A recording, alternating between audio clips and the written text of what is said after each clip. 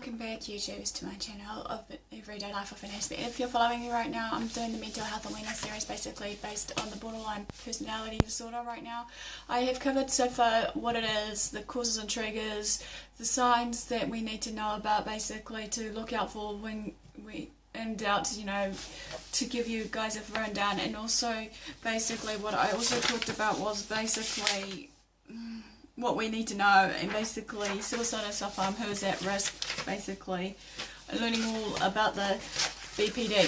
So in all further ado though guys, basically this is like part 7 if I'm reading right on my series right now of what I've been doing basically, which is, does your loved one have bipolar disorder? This will cover some of the questions basically to answer yourself, you know, just to take a think for a moment, just to question this on your very own, these questions, and maybe, you know, act upon those if it does coincide with what I'm saying, of, you know, the warning signs or what have you. But first and foremost, just to keep in mind all the time, I am not a doctor. I'm just here to spread awareness, understanding and know-how, and sharing my life stories and experiences, knowledge and know-how, so that you guys can have a better understanding on what life is all about for me and for others that are on either the autism spectrum disorder or further abroad now, as I'm reaching out to hopefully others that needs it, regardless if it's certain mental health disorders as in these series, or just people in general that, you know, need someone to talk to, or just, you know, want some form of encouragement on certain everyday topics that we go through, be it whatever it may be, you know, which is a good thing, because like I said, we need to come together in the community and connect somehow, and hopefully we can just come to a place where we can feel safe and not feel judged, point the finger at, blamed at, what have you, and remove all that label mentality and, you know, misconception and stigma of everything that goes on around us, of whatever goes down. So no further ado, this is part 7. Hopefully you guys have been enjoying your, you know, the series so far, and hopefully that, you know, continue on for you. Anyway, questions to ask you right now to stop and think about as follows. Do you feel like you have to tiptoe around your loved one? You have to like tiptoe around them to the point where you have to watch every little step that you take basically, or watch every little thing that you say to them basically, or even do, for fear of setting them off in a, you know, fit of rage, or a fit of just anything rather that shows disruptive behaviour and all the light that I shared before? Do you have to often feel that you have to hide what you think or feel in order to save arguments or avoid fights with your loved one, and or hurt their feelings or your own? Number 2 is, does your loved one shift almost instantaneously between emotional extremes? For example, they'll come 1 minute and then the next they're fit of rage. There's not like the desponding. Are these rapid mood swings unpredictable and seemingly irrational? Number 3 for the questions are, does your loved one tend to view you as all good or all bad with no middle ground? For example, either you're perfect and the only one they can count on, or you're too selfish and unfeeling and never truly loved them in the first place. Number 4 of the questions are basically, do you feel like you can't win with your partner, that anything you say or do will be twisted and used against you? Does it feel like as if your loved one's expectations on you are constantly changing, so you're never sure how to keep the peace? Number 6, is everything seems to be always your fault? Do you feel constantly criticised and blamed for things that don't even make sense of it all for you, you know, be it whatever it may be, you know, of the situation you're in? Does the person that you're with accuse you of doing or saying things you never did? Do you feel misunderstood whenever you try to explain or reassure your partner? Number 8, do you feel manipulated by fear, guilt or outrageous behaviours of theirs?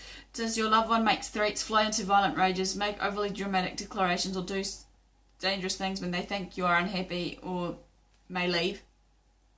If you answer yes to any of these questions while you're sitting down listening as I'm presenting this to you, you may have, or your family member might have the BPD. But as I said before, basically I'm no doctor. Just for all time's sake, seek professional help at all costs.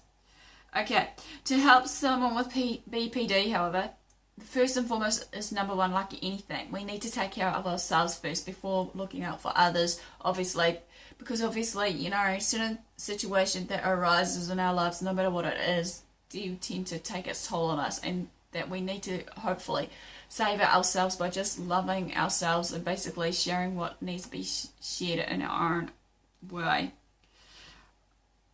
Okay, when a family member or your partner or whoever you're with at the time has BPD, it's also too easy to get caught up in a heroic effort to please and appease him or her.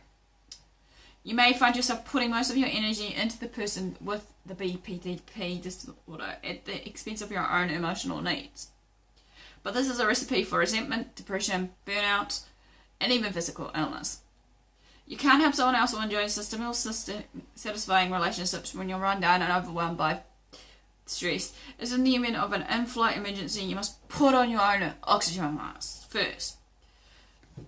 To do that, maybe you might have to avoid temptation to isolate, you know.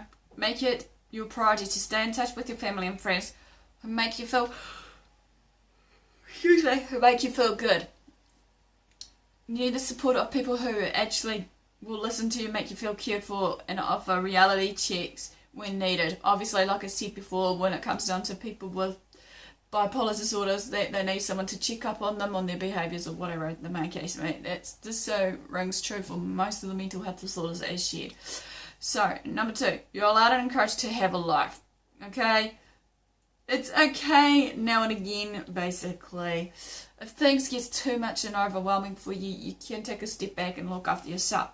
You can give yourself permission for living your life outside the relationship with the person with BPD, however. It's not selfish to carve out time for yourself, however, to relax and have fun. In fact, when you return to your BPD relation, you will both benefit from improved perspective. And things may likely to change, and hopefully you guys see a different light between it. Yes. Alright, number 3. Join a support group for BPD family members or just your loved one, you know, you're living with. Meeting with others can be good. Who understands what you're going through can go a long way. If you can't find an in-person support group in your area, you may want to consider joining an online BPD community. Don't neglect your physical health. This is an important one. We tend to forget that our health is needing to be in check all the time, no matter what it may be. You know, we need to make sure that, you know, we're eating right, exercising, getting enough quality sleep, you know, so that we don't, when and if we do get caught up with drama, excuse me, sorry, we need to try and avoid certain pitfalls, wherever it may be. When you're healthy and well rested, you will better have to handle stress and control your own emotions and behaviours, as well as maybe the person with the BPD, or vice versa, just your own. The last but not least of this factor is learn to manage stress. Getting anxious or upset in response to the problem behaviour will only increase your chances of the loved one's anger and agitation to be on the rise. By practicing with sensory input, you can learn to relieve stress as it's happening and stay calm and relaxed when the pressure does build for us. For example, you can remember the 3 C's rule. Many friends or family members often feel good and blame themselves for the destructive behaviour of the borderline person. You may question what you did to make this person angry, however, think you did something to deserve the abuse or feel responsible for any failure or relapse in their treatment if they were going for treatments and therapies. But it's important to remember that you're not responsible for another person. The person with BPD is responsible for his or her own action and behaviours. The same goes for anyone else. Whatever goes down, we need to own ownership about this. The 3 C's, though, are to be reminded of what I'm mentioning is, number 1, I didn't cause it. Number 2, I didn't cure it. Number 3, I didn't control it. So basically that ends part 7 of basically the series. Basically give me the like for the thumbs up for support. Basically, you know, subscribe to my channel, basically, if you haven't done so already. Follow me on Twitter and Facebook. Hopefully I'll be back on deck again to actually, you know, upload my videos and stuff for them weekly or what have you. It's just depending on my time schedule. Also, feel free to basically comment below or just share some stories, maybe what you go through, maybe if you want to, as a challenge, as I said before, of some people with mental health disorders, because it would be good to have, you know, people voicing it out. So without further ado, love yourself, love what you do what you love. Basically, take care of yourself as well as maybe taking care of others. Be sure to know when to stop, if you feel to. So, and all for the do, thanks for watching, thanks for support. Until next time, have a great day.